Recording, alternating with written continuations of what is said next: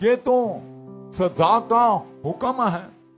اور لکھا ہوا ہے یوحنا کی انجیل کے باب نمبر 3 میں اس طریقے سے مرقوم ہے، خدا نے دنیا سے ایسی محبت رکھی کہ اس نے اپنا اکلوتا بیٹا بخش دیا تاکہ جو کوئی اس پر ایمان لائے ہلاک نہ ہو بلکہ ہمیشہ کی زندگی پائے. بیٹا اس لیے آیا کہ وہ زندگی پائیں. آگے لکھا ہوا ہے کیونکہ خدا نے بیٹے کو دنیا میں اس لیے نہیں بھیجا کہ دنیا پر سزا کا حکم کرے بلکہ اس لیے کہ دنیا اس کے وسیلے سے نجات پائے. جو اس پر ایمان لاتا ہے اس پر سزا کا حکم نہیں ہوتا، جو اس پر ایمان نہیں لاتا اس پر سزا کا حکم ہو چکا، اس لیے کہ وہ خدا کے اکلوتے بیٹے کے نام پر ایمان نہیں لا. کہاں پہ سزا کا حکم خدا نے کیا؟ وہ پڑھتے ہیں پیدائش کی کتاب کے 3 باب میں، وہاں پہ حکم ہوئے سزا کے، حکم ہوا سزا کا. یہ سزا ہے کہ تو خاک ہے اور خاک میں لوٹ جائے گا. یہ تو حکم ہو چکا، اسی سے تو بچنا ہے، اسی سے تو نکلنا ہے، یہی تو موت ہے. اس سے نکل کر زندگی میں خدا کے بیٹے یسوع مسیح پر ایمان لا کر ہمیں زندگی میں، نور میں، جلال میں داخل ہونا ہے.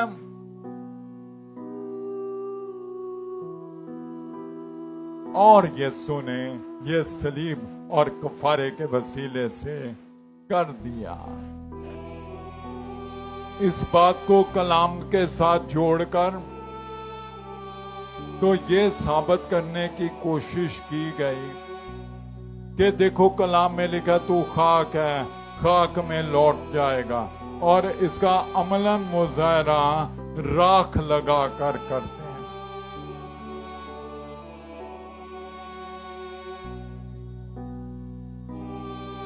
یسوع مسیح اور یسوع مسیح کا بھیجا ہوا وہ یسوع کی تعلیم دے گا.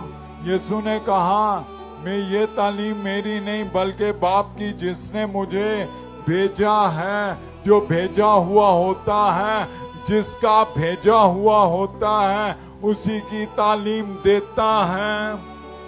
اور یہاں پہ جو تعلیم دے رہے ہیں یہ یسوع کی ہے ہی نہیں. کہنے لگے، پھر ادھر ادھر سے کھینچتے ہیں، کہتے ہیں یہ تو حلیمی ہے.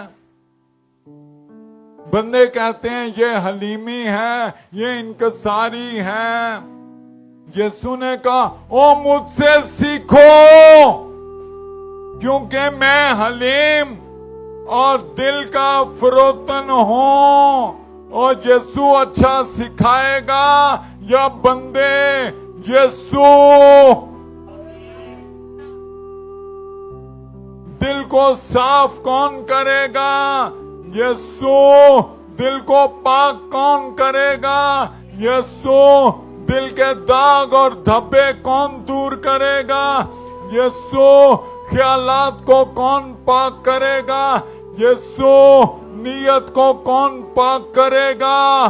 یسوع تصورات کو کون پاک کرے گا؟ یسوع وہ کہتے ہیں مجھ سے سیکھو.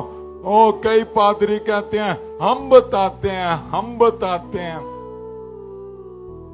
اور وہ یسوع کی نہیں بتاتے. یسوع کہتے ہیں مجھ سے سیکھو. اور پادری ہر سال راکھ لگاتا اور کہتا ہے تو خاک ہے اور خاک میں لوٹ جائے گا. خیال کرو یسوع آ گیا، اور جب یسوع آئے گا تو کیا ہوگا؟ مردے غیر فانی حالت میں اٹھیں گے اور ہم سب نہیں سوئیں گے. یہی لکھا ہوا ہے پہلا کرنتھیوں 15واں باب، ہم سب نہیں سوئیں گے. پادری ہر ایک بندے کے اوپر راکھ لگا لگا کے کہتا ہے کہ تو خاک میں لوٹے گا، اور جب یسوع آئے گا تو لکھا ہے ہم سب सो जाएंगे? नहीं सोएंगे। तो फिर कलाम सच्चा या पादरी सच्चा? वो जो लगा के कह रहा था कि तू मर जाएगा, वो तो मरा ही नहीं, वो तो जीते जी बदल गया। और जब जीते जी बदल गया तो खुदा सच्चा ठहरे और हर एक आदमी झूठा। तो क्या झूठों के गिरजे जाओगे जो कहते हैं तू मर जाएगा? यीशु कहता है जो मुझ पर ईमान लाएगा वो हरगिज नहीं मरेगा। वो मौत के हुक्म तो टल गए।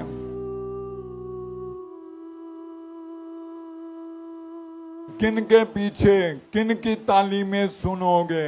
आज भी फेसबुक के ऊपर झूठ बोलने वाले धन धनाते झूठ बोल रहे हैं।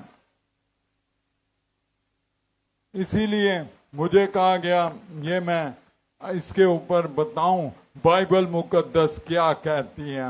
हम सब नहीं सोएंगे मगर सब बदल जाएंगे। ये एक पल में पिछला नरसिंगा फूंकते ही होगा। जलाल में जाएंगे, आसमान को लौटेंगे, न के खाक को। हालेलुया, तारीफ हो वो खुदामंद भला है, उसने मुझे और आपको नूर में दाखिल कर दिया। खाकी थे आसमानी बना दिया, तारीकी थे जलाली बना दिया। ओ हालेलुया।